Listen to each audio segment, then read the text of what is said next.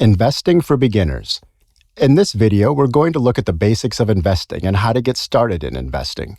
I'm going to give newbies the guide they need to get going and start to build a strong investment portfolio.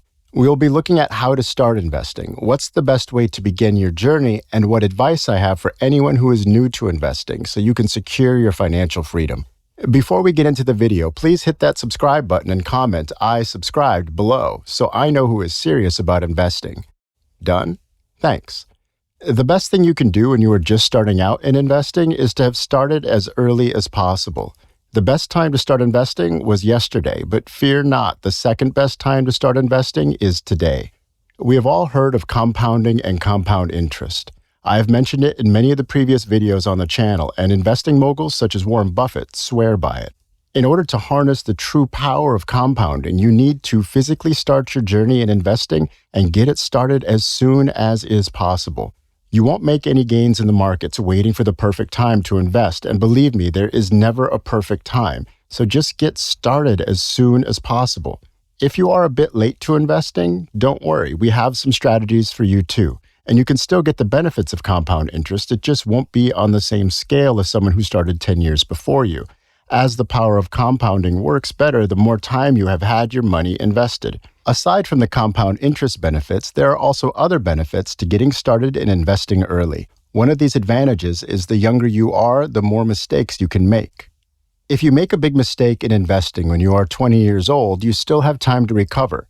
If you make a costly mistake which really impacts you at 50 years old, then you don't have as much time to recover the losses. So do take a bit of time to learn about investing, but try to take the plunge and get your money into the markets as soon as you possibly can for maximum gains. The best investment strategy in terms of your age is to look at higher risk investments in your younger years, then gradually reduce the risk as you get older.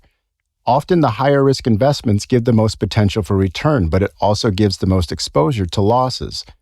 So it makes sense to look at some higher risk investments in your 20s, for example, to really try and get that snowball of investment built up early on.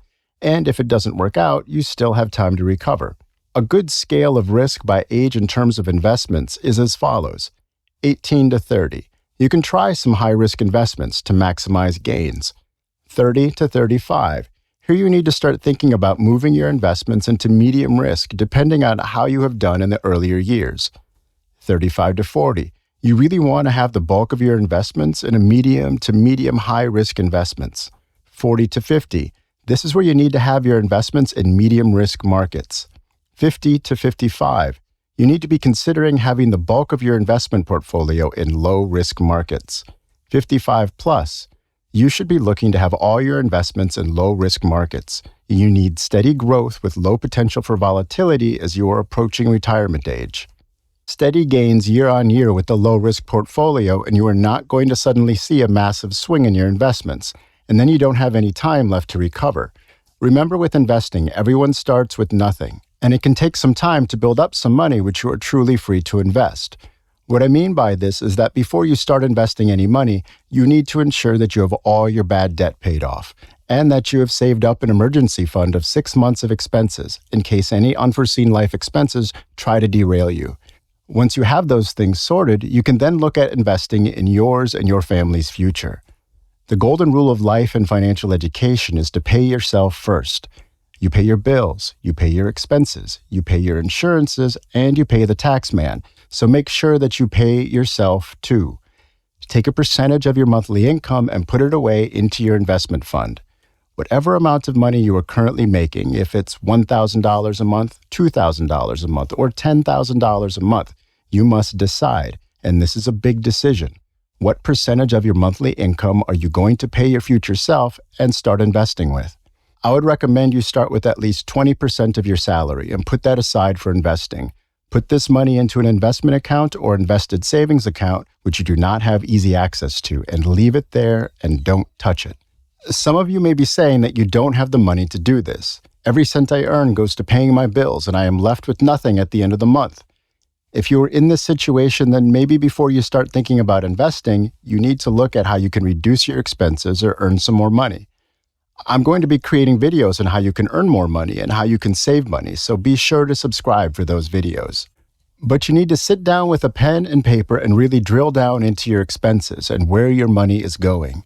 Get your last 12 months bank statements, which can be downloaded from your internet banking account, and go through every transaction forensically and see where your money is going. You should be able to cut some expenses and use this money to start your investment account. If you would like me to do a video on how to track your expenses, let me know in the comments below. There are basically two options for you if you currently have no spare money to invest. That is to either reduce your expenses or increase your income. You need to work out how to do one of these two as soon as possible so you can start investing. Before you start your investing journey, I would recommend you start off by speaking to a financial advisor. Because remember, I am not a financial advisor. I am just speaking from my personal experience. Speak to your local financial advisor and open a retirement account with them where you contribute a percentage of your salary every month automatically. This is what is commonly referred to as the dollar cost averaging way of investing. This way of investing has several key benefits. If you are investing into a retirement account directly through your employer or directly out of your profits from your business, that money is invested before tax. This is very important. This gives you a higher amount of capital flowing into your retirement account, as the government has not taken a large 30 to 40 or 50% cut from the money you have earned. All of that money goes into your retirement account tax-free. Now, you will have to pay tax on this when you come to draw down on your retirement account, but there will be an amount you can take each year tax-free at this point. And by this time, when you retire, your tax bracket should be a lot lower. Plus, you won't need as much money to live, so the tax implication should not be an issue at this time. The other benefit, which you may be able to take advantage of if you have an employer, is an employer contribution scheme. This is where whatever you contribute from your salary into your retirement account, your employer will match it 1-for-1. How is that for a great deal? Whatever you contribute to your retirement account, your employer will match. So this is 100% gain on whatever you contribute before any gains on the actual investment, instantly doubling your money. You need to be looking into this if you aren't already. You need to be contributing the maximum amount into an investment account with your employer if they have this contribution matching scheme. Speak to your HR department at your place of work and they'll let you know what you have to do to join this scheme. Now, the other benefit of the dollar cost average method of investing a portion of your salary every month is that you are smoothing out the peaks and troughs of the market and reducing the volatility of the market fluctuations. Let me explain. If you are buying into the S&P 500, for example, and are putting $500 a month into it, no matter what the current market price is, high, low, or average, some months the price of the S&P will be higher, some months the price will be lower. If you are buying continuously throughout these fluctuations, when the price is low, you are actually purchasing more units. When the price is high, you are buying less. So you are averaging out the cost of the shares throughout the time you are investing. In general, this type of investing tracks the uptrend of the market and delivers returns over the long term on average of about 9%. Now, this isn't going to amaze anyone with massive gains in your portfolio, but steady gains of 9 to 10% a year over the long term will really start to compound when you have built a nice bit of capital in your portfolio. In investing, we say that you need to get to $100,000 invested capital, and then you really start to see the impact that compounding has. We have done a video all about this on the channel, so check that out after you have watched this one. To show you the power of compounding at 10% on $100,000, here is an example.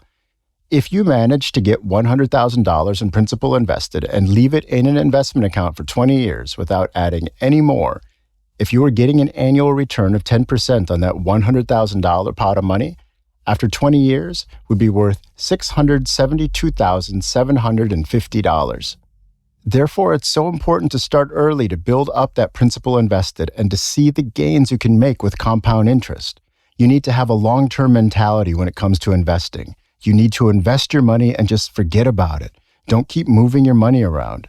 Keep plugging the money into your index funds or retirement accounts, and over time, the general uptrend of the markets will mean that your investments are also rising. Some of the investments you make will also be dividend-paying stocks. I would highly recommend that you reinvest any dividend payment into buying more stock. This is because this turbocharges the power of compound interest. Not only are you accumulating interest on top of interest, but you will also be accumulating interest on the dividend payments as well as increasing your principal investment pot.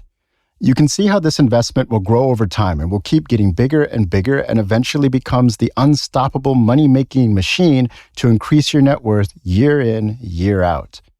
This is how the rich get richer, because of the power of their investments over time and the interest upon interest upon interest that keeps accumulating. You need to get your money working for you.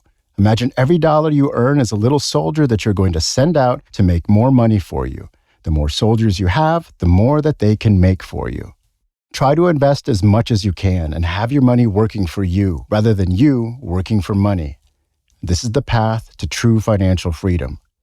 Give your investments time to grow, and one day you will look at your investment portfolio and be amazed at how much it has grown against the actual contributions you have made.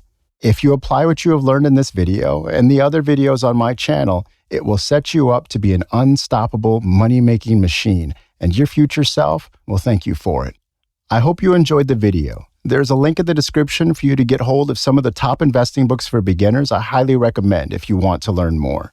Please hit the like button, and if you have any questions, I would be happy to answer them for you, so let me know in the comments below.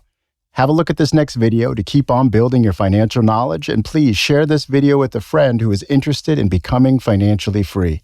I'll see you in the next one. Thanks for watching.